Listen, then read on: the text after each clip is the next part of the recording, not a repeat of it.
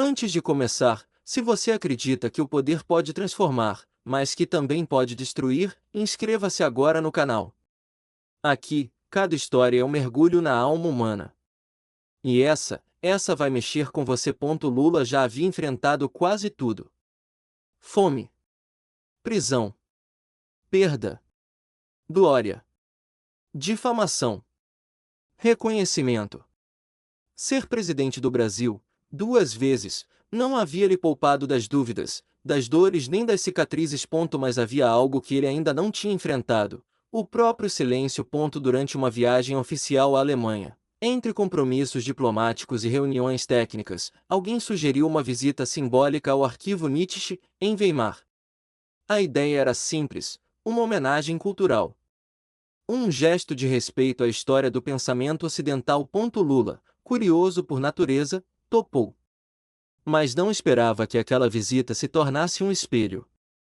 E menos ainda, um espinho. Ao atravessar os salões do museu, onde repousavam os manuscritos, as frases dispersas, as anotações obsessivas do filósofo alemão, Lula sentiu um desconforto que não sabia nomear.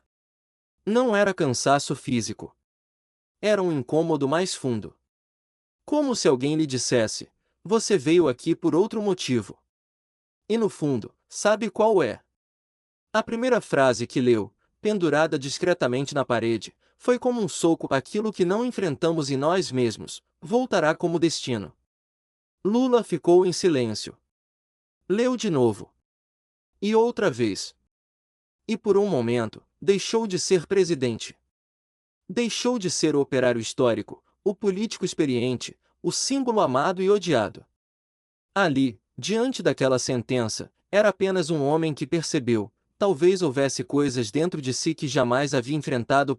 Nos dias seguintes, algo mudou. Durante as reuniões com líderes europeus, Lula manteve sua postura firme, suas palavras afiadas, seu carisma de sempre. Mas dentro dele, havia outra coisa acontecendo. Uma espécie de ruído. Uma presença. Nietzsche. Na volta para o hotel, isolado em sua suíte, Lula abriu o livro que havia levado do museu, uma coletânea com trechos escolhidos. Não era uma leitura fácil. As frases eram densas, cortantes, muitas vezes incômodas. Mas ele continuava. Página após página. Como quem pressente que há algo ali que pode mudá-lo para sempre. Quem com monstros luta deve cuidar para não se tornar também um monstro. Essa frase o perseguiu por dias. A cada vez que lembrava de embates políticos, de traições, de alianças forçadas, de acusações que sofreu e que fez, de decisões que precisou tomar entre o ideal e o possível, sentia o peso daquela frase apertando seu peito. Talvez tivesse lutado tanto contra monstros que, sem perceber, adotará alguns de seus gestos. Talvez o preço do poder fosse maior do que admitia. Talvez a guerra pelo bem maior o tivesse afastado de si mesmo. Certa noite, Lula sentou-se sozinho na varanda do hotel, com uma taça de vinho esquecida na mesa e o livro aberto no colo. A cidade alemã dormia em silêncio. E ele, que já havia discursado para multidões, agora conversava apenas com a própria consciência. O maior sofrimento do ser humano é não saber o que fazer com seu tempo livre. Lula fechou os olhos. Por anos, décadas, sua vida havia sido ocupada por agendas, lutas, missões. Mas o que restava quando tudo se calava? Quem era ele sem o microfone? Sem o palanque? Sem a multidão? Pela primeira vez, talvez desde a prisão, Lula sentiu-se vulnerável. Não como vítima, mas como humano. E então começou a escrever. Não discursos. Não projetos. Mas pensamentos soltos. Confissões. Perguntas. Memórias. Medos. Rabiscava num caderno simples, como nos tempos de sindicalista, mas agora escrevendo para si, e só para si. Nos dias seguintes, ele mudou o ritmo da agenda. Pediu menos reuniões. Andou mais a pé. Visitou lugares sem comitiva. Sentou em bancos de praça. Observou o povo comum da Europa com olhos diferentes. E em cada rosto, em cada gesto de um estranho, ele buscava uma resposta para a pergunta que Nietzsche havia semeado em seu peito: se tudo o que conquistei desaparecer amanhã, o que sobra de mim? Não tinha uma resposta. Mas, pela primeira vez, não tinha pressa. Nos corredores de Brasília, onde o tempo é acelerado e o barulho é permanente, Lula sempre soube se mover. Era como peixe na água. O calor dos embates, o ritmo das articulações, o jogo político, tudo isso ele dominava com maestria.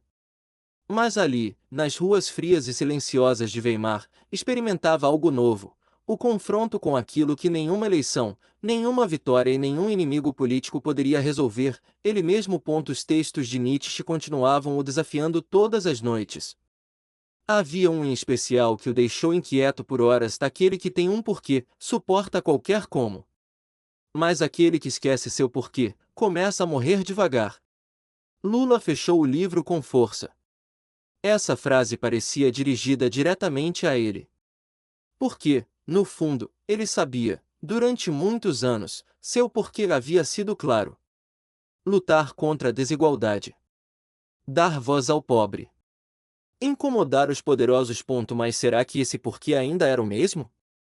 Ou havia se perdido nas disputas, nos acordos obrigatórios, na repetição de um papel que o mundo esperava que ele encenasse? Na manhã seguinte, algo nele estava diferente. Durante uma conversa com sua equipe, Lula foi mais silencioso que o normal. Observava. Escutava. E quando falava, pesava cada palavra. Um dos assessores, notando o comportamento incomum, comentou: presidente, tá tudo certo. O senhor parece longe. Lula sorriu com os olhos cansados: não tô longe, não. Pela primeira vez em muito tempo, acho que tô perto. De quê? De mim mesmo. Os dias passaram, e com eles, Lula foi relembrando capítulos que preferia esquecer. Algumas decisões do passado, feitas em nome da governabilidade.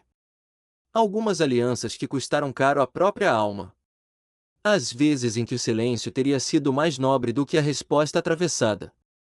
Às vezes em que a raiva falou mais alto que o discernimento. Nietzsche o havia alertado: o poder corrompe quando serve para esconder nossas fraquezas.